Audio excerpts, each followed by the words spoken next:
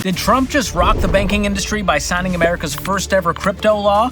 Are we one step closer to crypto being a legitimate investment? Buckle up, buttercups, because we're about to answer both of those questions by breaking down the all-new Genius Act. Now with more genius. Probably can't tell, but I am flexing my brain like crazy right now. By the end of the video, you'll know exactly what the Genius Act is, plus what it means for banks, the crypto world, and most importantly, you. Because you're the most important thing in my world. And hopefully by the end, you'll have a better understanding of crypto in general, which I think I should win a Nobel Peace Prize for. Okay, like I mentioned a second ago, the Genius Act is the first piece of crypto legislation to make it onto the books in the US. The full name? The Guiding and Establishing National Innovation for U.S. Stablecoins Act, which is clearly the result of locking 6 interns in a conference room and saying, no one leaves until it spells something, and I want it make me look like a genius. And they went, got it. Who's naming these? Just name it. Stop giving things acronyms. Doge, Mega, Genius. What are we doing? Simply put, the Genius Act creates federal rules for stablecoins, which is a type of cryptocurrency. And the act makes sure that they're fully backed by real cash or treasuries. And the goal here is to keep things safe, clear, and honest for everyone. Now, if all of that sounds Swahili to you, no, it doesn't. This does. Mwambie mama yako aache kunitumia meseji. Google it. You can Google it. It's worth a Google. For real though, the whole concept of cryptocurrency is super confusing. So let me try to break it down for you in the simplest way possible. Cryptocurrency is a type of digital or virtual money. But unlike the money in your bank account, it doesn't come from a government or a central authority like the US Treasury. Instead, it is created and tracked through something called the blockchain, which is basically a giant digital record book that keeps track of every single transaction made with a specific coin. It's like money, but fake, but also real, but also in a very real sense, fake. Every time someone sends or receives crypto, that transaction gets added to the blockchain. It's public, secure, and really hard to change, which is why its users are so gung-ho. You can store your crypto in a digital wallet, which is basically an app or device that keeps your crypto safe and lets you send or receive it. Then you can either trade it like stocks, hoping its value goes up over time, or use it to buy things from sellers that accept crypto as a form of payment. Yes, it's confusing and complicated, but somehow that is still way simpler than any crypto bro would explain it to you, and still so much easier to understand than the rules of Catan. This is real. So you can trade 4 of the same resource for 1 of anything, unless you're on a port, then it might be 3 to 1 or sometimes 2 to 1, but only for that specific resource. You get 2 points for the longest road, but only if it's continuous and not broken by someone else's settlement, unless you build around it somehow. And don't forget, you need exactly 10 points to win, but 2 of those might be secret cards you can't reveal until the very end. I don't want to play your game, Grandma! Oh my gosh! You don't know how to use an iPhone, but you understand Catan? Take away your Social Security. It's an abomination. Watch your mouth, young man.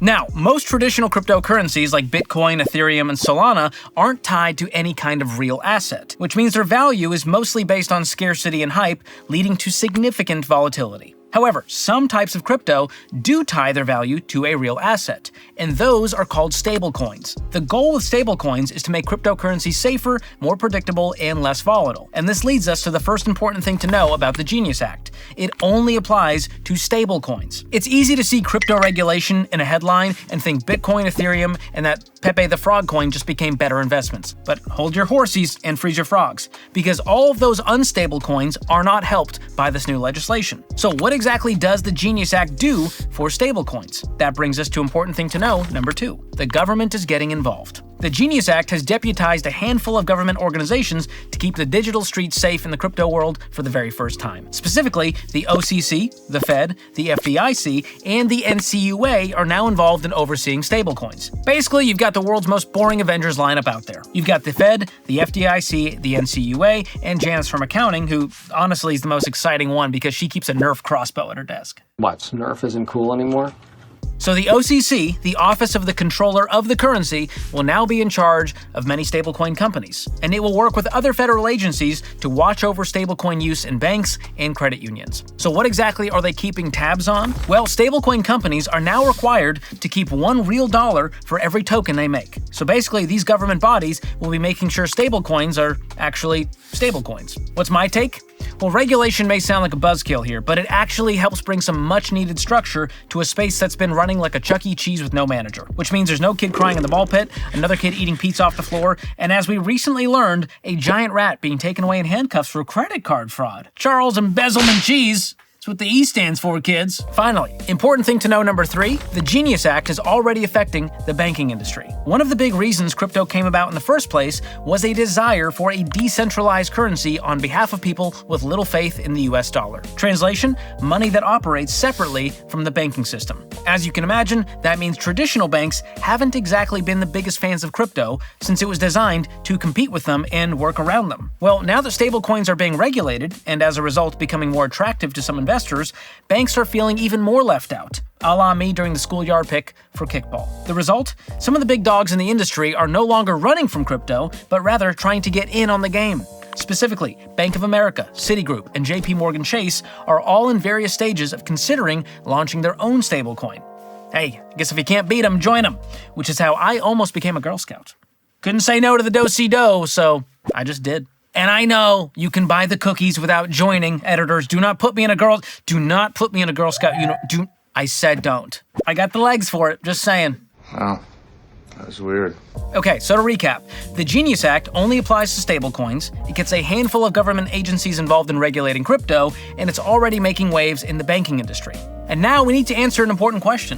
What exactly does the Genius Act mean for everyday people like me and you? Before we tackle that question, let me ask you another one. What do you love most about your bed sheets? For me, it's the fact that they're made by Cozy Earth, one of the sponsors of today's video. Cozy Earth has sheets that are made of premium viscose from bamboo. Translation, they are buttery soft. And when you pair Cozy Earth sheets with the Cozy Earth cuddle blanket, you will never want to leave your bed again. The same goes for their athleisure, their sleepwear, everything they make is the coziest. And best of all, they are offering you guys 40% off when you go to cozyearth.com/George and use the promo code George at checkout. You can also use the link in the description, and remember, always be cozy.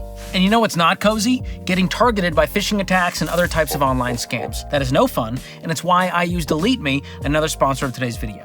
Delete Me cleans up your digital footprint by making sure your personal info isn't floating around on any data broker sites, which helps shrink the target on your back for spammers and scammers. And every few months, they'll send you a customized report letting you know exactly what they've done and how much time they've saved you. I'm already at over 100 hours saved of my precious time, and they've removed me from hundreds of websites. And right now, you can get 20% off their annual plans, which comes out to just $9 a month. Just go to joindeleteme.com/George or click the link in the description below. So what does the Genius Act mean for you? Truthfully, probably not a lot. Here's why. For starters, remember that we're only talking about stable coins here, and most of the popular coins people love to chase after, like Bitcoin and Ethereum, do not fall into this category. Those are still totally unregulated, totally volatile, and still a risky investment. So what about stablecoins? Well, personally, I still have no plans to invest in stablecoins, and you shouldn't either. Look, stablecoins are obviously way safer than their unstable rivals in the crypto world. But the reality is that even the most popular stablecoins like Tether and USDC still don't have the proven track record of traditional investing options like mutual funds. Plus, when it comes to the stock market, you can actually understand what's going on, unlike crypto. Company share goes up in value, your money grows with it. It's that simple. And you should never invest in anything you do not understand. So yes, I think this regulation is good, but it's not the end-all be-all. Because single stocks, whole life insurance, CDs, annuities, those are all regulated, yet they remain horrible investing options. So the bottom line here, crypto is still more speculation than investment, and it's still Mary Kay for young men, and the government would have to do a whole lot more before that changes. Now, if you're dead set on putting money into crypto, I'm not gonna jump over the desk and attack you like this guy.